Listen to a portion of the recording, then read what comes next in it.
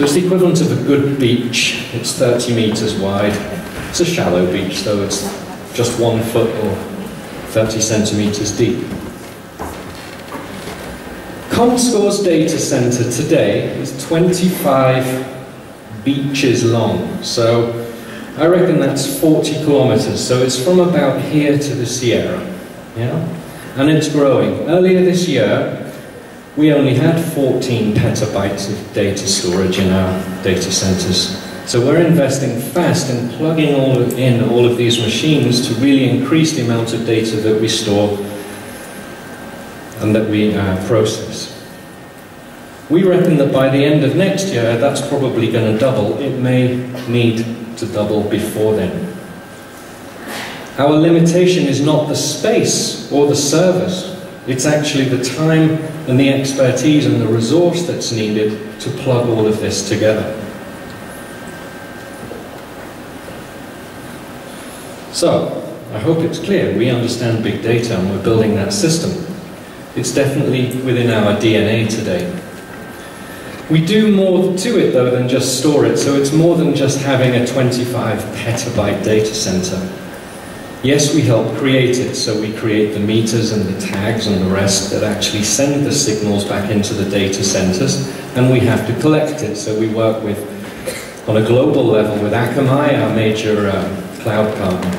We store it in the data center I just described, but we have some very leading edge data scientists that aggregate it, split it, sort it, report it, analyze it, explain it, and so on. So our job is to take that big data and really pull it apart and turn it into information that can be used on the street at the front line in the media and marketing industry today. So that's end of part one. The multi-platform user in Spain and beyond. So what I'm going to cover over the next few slides is really just what happens with some of that data once we start looking at the user behavior as they're moving across the multi-platform. But first I want to actually just tell a story about how we're growing around the world. Internationally today, Comscore produces data at market level in 40 different countries. And we're doing this, as I described, at a pace that is where the market demand lies and within the economics of what we're able to do. Naturally, in the US, that's where the center of activity has come from, and that's where we focus a lot of our R&D. So as you can see on the right-hand side of the chart, we're moving fast into TV, plus digital measurement, plus radio, plus print, plus total view of media and marketing. So there's lots of fusion exercises going on in that territory. What we have, though, in this phase 4 is a number of projects here in Spain, the UK, Brazil, and in Canada, where we're really moving fast with the multi-platform measurement. And the reason for that will be shown in a minute. In Spain, you're doing very well on having a diversity of different platforms that you use. So in Spain, we're proud to be endorsed as the audience measurement vendor by the IAB and the AIMC here. And this is really helping us support investments in growing our multi-platform measurement in this market. And you may be happy to see that we're doing more here than we are in France and Italy and Germany and other markets in Western Europe. Where does the data come from that we measure? Well, we've got a number of different modules and products, but mainly we're going to focus today on a product called Media Metrics, multi-platform, and also an online survey system that we have called MobiLens.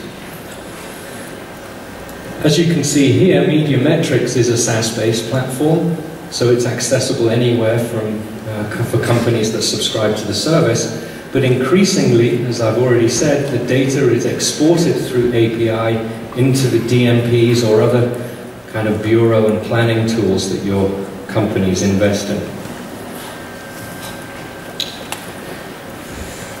So why Spain on multi-platform? Well, this is an interesting one. Compare Spain, what we call multi-platform users, the people that use multiple devices, relatively across different populations, is a fast-growing multi-platform country or society. So 66% by our estimations are actually within the 66% of the digital population is using multi-devices on a regular basis.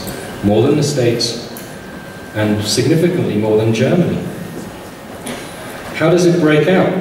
So 66% of you are using multiple devices. 23% of people in Spain only access by PC, and there's an 11% of the population that seem to have abandoned the keyboard altogether, so they're just using smartphones or tablets to access the web. So what does this mean for marketers and media producers? It means that we have to be conscious that devices are different and people's use of devices is different at different times in their day. And so behind that there are narratives about how we plan campaigns or plan productions and so on. So this is a day-parting exercise, so we're able to see hour by hour who accesses what type of sites across which type of platforms. And so it's kind of as you'd expect, that black line. So this is all proportional, so it doesn't mean, for example, that the tablet has the most use at the end of the day. Still, PC has high usage, but it does say that proportionately, people like to get the tablet out at night. Perhaps this is the multi-screening, sit in front of the TV, or even in bed. There's a jump in the morning with the mobile phone, people are catching up on their email perhaps, or just checking the news. But obviously the black line is the standard you'd expect for people that are sitting at a desk doing their work. But we're able to categorize and split the content usage into different categories. So take weather. Weather people consume on mobile devices. So in the morning when people get up, they check what the weather is going to be before they get dressed perhaps. So there we see with the mobile device and the tablet, it comes out. Again, at the end of the day, people are checking what the weather will be the next day. Retail has a slightly different shape. And what we're seeing here is, yes, people are shopping online during the day on their PC, but really the boost comes on the evening where people are doing their e-commerce, browsing, dreaming perhaps, on their tablets at the end of the day. So that informs us as we build campaigns and devise new products and services. Let's jump back over to the States. Time spent online. The effect of the multi-device or the multi-platform means that we're actually spending much more time than we ever did on devices. It would seem logical to us, but it is very significant when we see the numbers. So back in 2010, 543 billion collective minutes were consumed across these devices by Americans. 3/4 of that time was spent on a PC. If we go forward 4 years, 43% of that time is spent on a PC, and actually 994 billion minutes are spent online by Americans now. And you can see 2010, just about the time the iPad came out, only 2% of time was spent. Now it's up to 12%. That's roughly the same in many other markets that I look at. In Spain, I can't really tell you the story of how things have moved from 2010 to today, but we will be able to tell you how things moved from 2013 to 2014 to 2015 as we grow and develop our services. So our best count of the PC usage back in 2010 were that there were 19 million people under measurement on PCs in the country. We didn't have a solution for mobile at that point. Today, our calibrations and estimations and research and so on is telling us that there are 26.6 million Spaniards online through PCs and 23 million accessing by mobile and tablet. There's an additional audience factor though, so we put the two together, and now we're estimating that the digital population in Spain, the net digital population, is 29 million. Does this mean the end of PC or not, as we see the number of mobile devices rise? Perhaps, but slowly. So this is a study that we've done in the States looking just at the sports category. So if you're thinking about the campaigns or the websites that you build, depending on where you're from in the industry, To a sports producer, this is significant because the large screen with the keyboard is actually flat, or what I call peak PC. And the number of mobile web users over this time period from 2012 to this year is rising to the point where it collides, and the number of mobile users is now higher in the sports category. We put the two together and what we see is increased audience. So there's great opportunities for media owners to take this story to market and say, listen, I've developed a wide portfolio of products and I've got a far greater audience increase than we had previously. So we can do this type of data now in Spain, of course. So what we can look at is the incremental reach between PC and total digital population. What we see is across the whole population of adults, 18 plus, the total number of unique visitors increases by 14%, and the time spent overall increases by 11% when we add up the multi-device use. We can look at splits by gender and by age and other things, but in this case by gender. We see that multi-platform for men adds 10% of the audience, and for women they seem to be much more into their mobile devices, proportionately, 15% increase. When we look at trends on how people browse or they look at applications, we see that women generally, tiny difference, but women prefer to browse, so we'd assume that proportionately men are using applications more. In terms of time spent, we see that men surf or use their applications just for about 10 more minutes a month than women on average. So very, very same kind of statistics between gender and age. When we look at how people use different sites, what we're able to do is drill into categories, in this case the news category, and I'm comparing 3 different news sites to see if there are trends or differences between the mobile, between the tablet and between the PC. And what's instructive for this one is that 2 of these platforms have very, very similar page impression consumption between the tablet and the PC.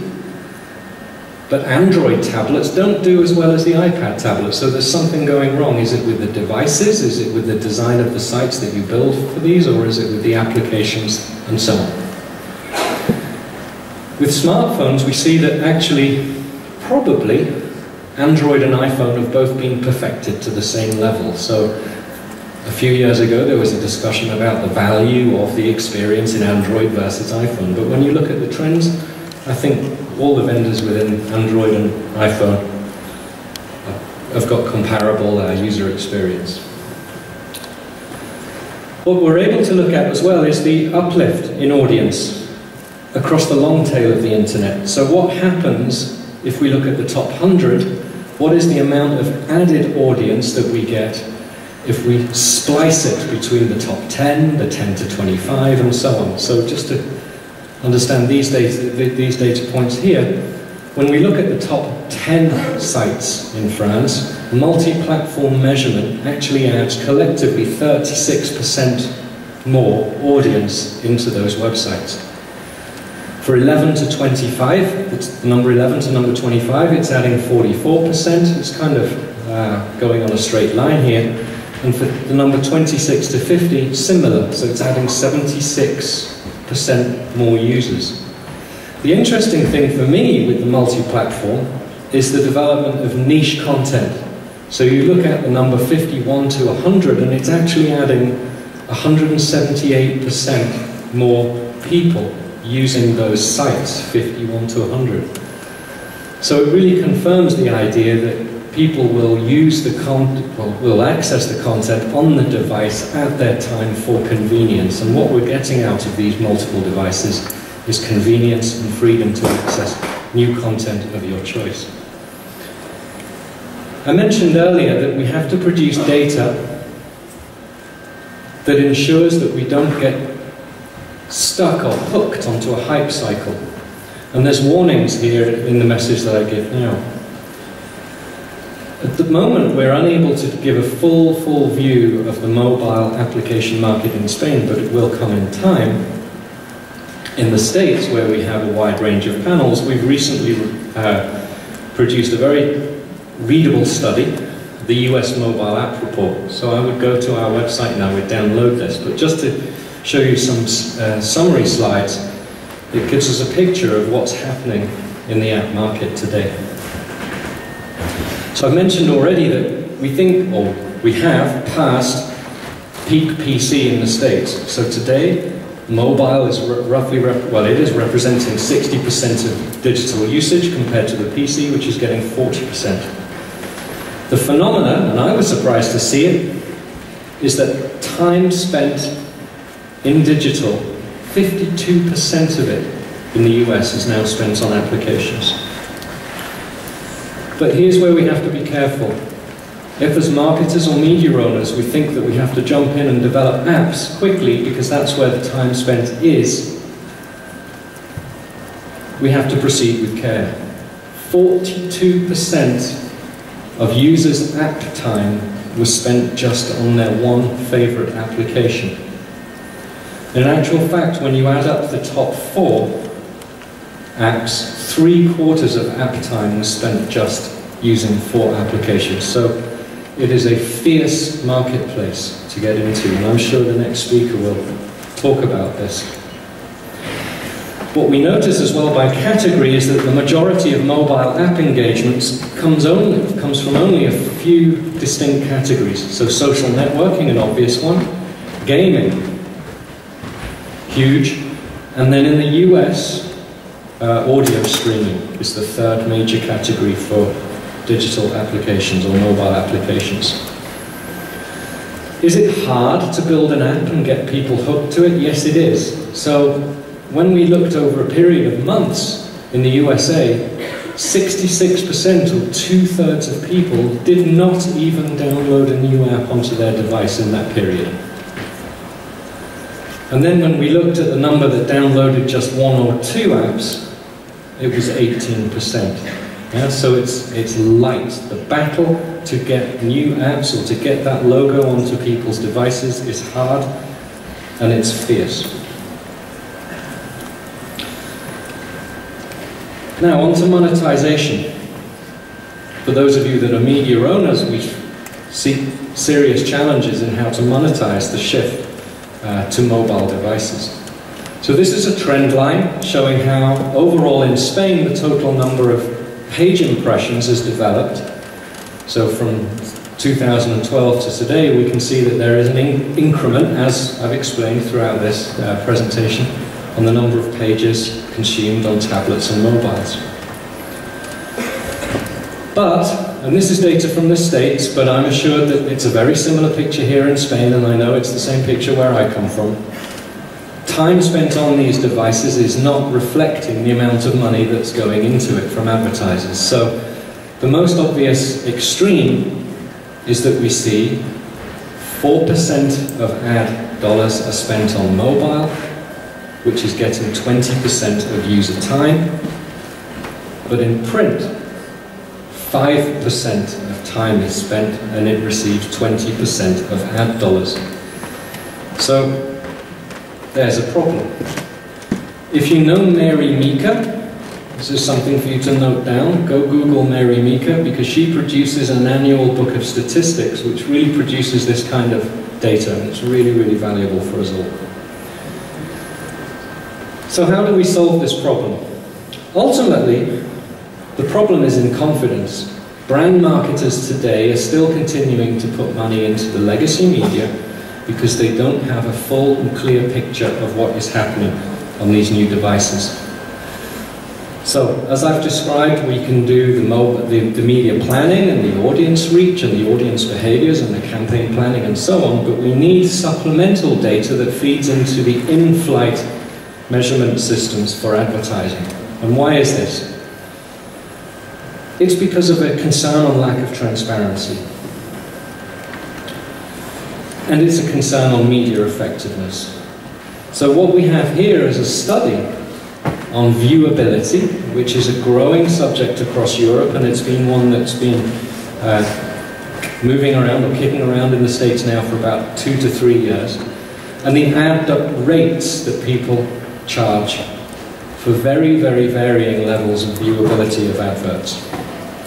Our study tells us that there is actually little correlation at this time between the in-view rates and CPMs, so that's what we see here. But it's a challenging subject because we can never expect to have 100% in-view rate for our ads, whether it's on a PC or on mobile. It can be that users leave the page before 1 second.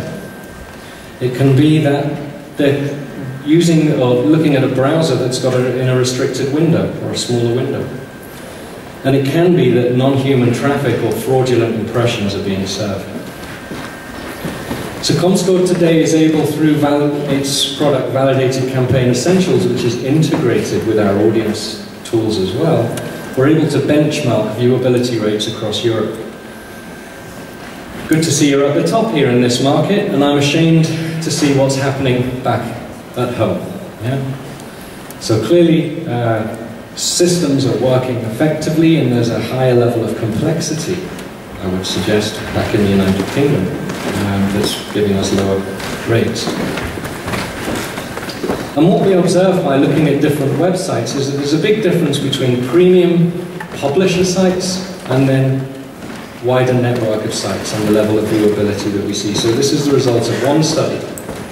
53% viewable in the premium sites versus 31% seen across sites served where ads have been served through networks and exchanges.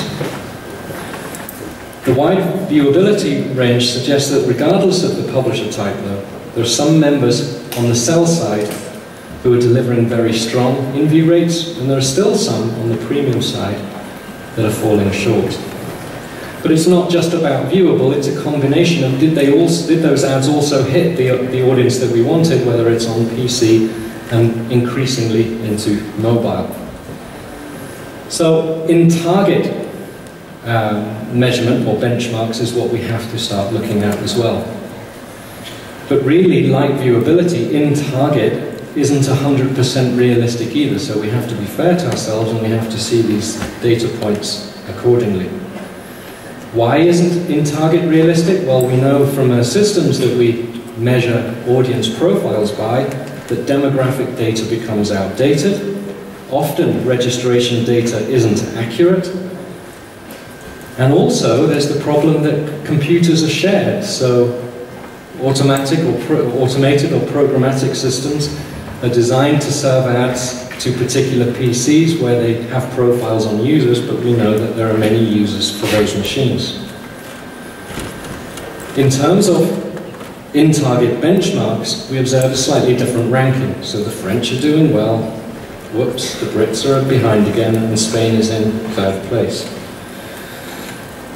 The most important cause of variation within the target delivery is the composition of the target itself, and I know that in Spain, for example, you're very focused on regional targeting, so this could be one of the many explanations why the numbers are not as strong as you might hope. So in 2015 and beyond, measures such as these from VCE are going to be extending into the mobile world as well, and so we'll have news on that in the future, so not just the PC as we measure today. So I'm just going to draw to a close now, remind ourselves of this diagram or image that we saw before, and I've said that Comscore's vision for its measurement service covers not only the multiple platforms but also multiple purposes. Integration of our big data sets into the numerous workbenches of our trade is critical. And I've shown also that the Spanish multi-platform audience is ahead, relatively, to many other multi-device or multi-platform countries at this time. We've also touched on the increasing complexity in our industry, and we can't underestimate how this new ecology is about to even disrupt ourselves. In fact, it already is disrupting ourselves. So digital has disrupted the legacy media, and something else like this has come along a few years later, and it's causing another stir. So confidence in the inputs and outputs of the new ecosystem must be a priority to ensure that trust can be maintained in what is increasingly a high technology infrastructure, but one which is set within a wider media industry that is often very nervous of steep and fast change and innovation. So how we look at the services we provide today is that Comscore is serving as the oil, or an oil, for the digital value chain. The APIs that I've described on many occasions today are being fed into many different systems and many different interlinking parts of the ecology. So it's no longer just a case of going on to the SaaS-based platform, media metrics, multi-platform, and so on to assess those audiences. That data is flowing directly into automated processes to produce reports that are increasingly gaining trust and confidence between buyers, sellers, and the many intermediaries in our trade today. Y aquí estoy terminando. Entonces, muchas gracias por su tiempo.